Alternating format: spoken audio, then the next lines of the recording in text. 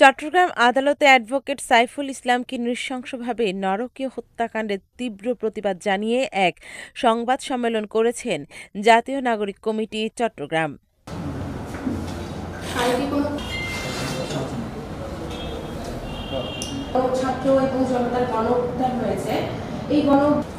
বুধবার বিকেলে Chittagong press club আয়োজিত এই সংবাদ সম্মেলনে লিখিত বক্তব্য পাঠ করেন জাতীয় নাগরিক কমিটির কেন্দ্রীয় সদস্য মোহাম্মদ হাসান আলী।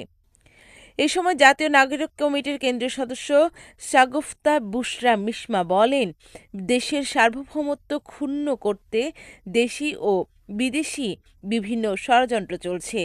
সাম্প্রদায়িক দাঙ্গাতে কেউ জড়াবেন না, যে পলিটিক্যাল স্বার্থ হাসিল করার জন্য সাম্প্রদায়িক দাঙ্গা বাঁধানোর যে প্রসেস চলছে আমরা দেখছি বিভিন্ন রাজনৈতিক দল কিন্তু চেষ্টা করছে, কিংবা পতিত যে ফ্যাসিস্ট সরকার তারাও চেষ্টা করছে যে রাজনৈতিক একটা তাদের নিজস্ব স্বার্থ হাসিল করার জন্য। জুলাই গণ অভ্যুত্থানের পর থেকে দেশি বিদেশি বিভিন্ন চক্র দেশের সার্বভৌমত্ব ক্ষুণ্ণ করতে ষড়যন্ত্রে মেতেছে। ফেসবুক সহ অন্যান্য পরিসরে ফ্যাসিস্ট হাসিনার দোসররা বিভিন্ন অপপ্রচার চালিয়ে যাচ্ছে। শুধু তাই নয়, তারা আইন শৃঙ্খলা পরিস্থিতি বিনষ্ট করতে বিভিন্ন ষড়যন্ত্র অব্যাহত রেখেছে। এই মুহূর্তে সবাইকে খুবই সতর্কতার সাথে এগিয়ে যেতে হবে বলে জানিয়ে তিনি বলেন, আর যাতে সাম্প্রদায়িক সম্প্রীতি ও আইন শৃঙ্খলা বিনষ্ট না হয় সেজন্য সবাইকে ধৈর্য ধরতে হবে।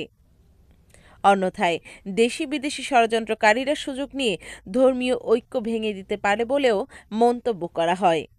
এই সময় উপস্থিত ছিলেন জাতীয় নাগরিক কমিটির সদস্য ইমন সৈয়দ, ইরফানুল হক, আরিফ মাইনুদ্দিন, আকরামুল হোসাইন বাপ্পি, মুনতাসির মাহমুদ, মুশফিক হাসান জামি, সাইদুর রহমান, মোসলেউদ্দিন খান, আদনান তাহসিন আলমদার, জাবেদ আরাফাত, মশফিকুর রহমান চৌধুরী, মিশকাত সহ অন্যান্যরা।